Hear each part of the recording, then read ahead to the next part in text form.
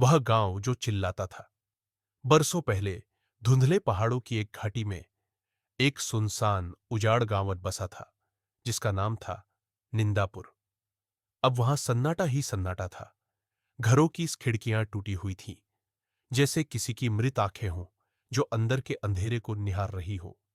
गांव के बीचों बीच एक पुराना सुनसान कब्रिस्तान पाल था।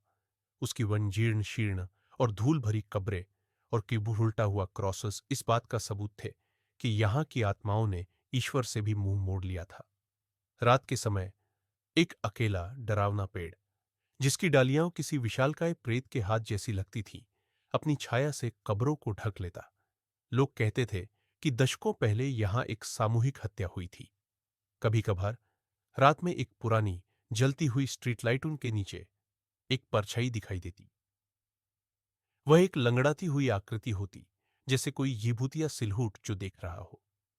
कहते थे वह उस गांव का मुखिया था, जिसने अपने ही लोगों की बलि दे दी थी। एक बार की बात है, कुछ जिज्ञासु शहरी नौजवान उस गांव में घुस गए।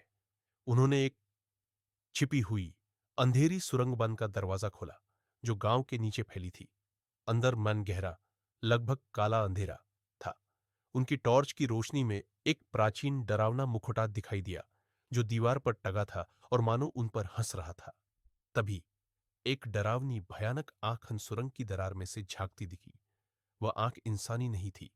उसके साथ ही एक भयानक विकृत चेहरा अंधेरे से उभरा और एक भयंकर प्रेतवाधित चीखन ने सुरंग गूंजा दी।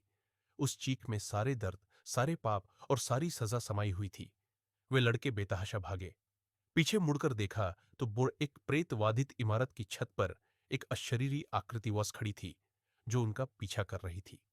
आकाश में कोरस एक डरावना विशालकाय चंद्रमा ये चमक रहा था, जिसकी लाल रोशनी में सब कुछ रक्तरंजित और भयानक को लग रहा था। वे बच तो गए, लेकिन उनकी आंखों में वह अनंत भय एहसास बस गया। और आज भी कोई भी राहगीर रात में उन पहाड़ियों से गुजरता है, तो उसे भी धुंध में किसी का सिलहुट और भी एक पुरानी जर्जर इमारत में से आती हुई चीखें मुझे सुनाई देती हैं। निंदापुर का श्राप कभी खत्म नहीं हुआ। वह बस इंतजार कर रहा है अगले मेहमानों का,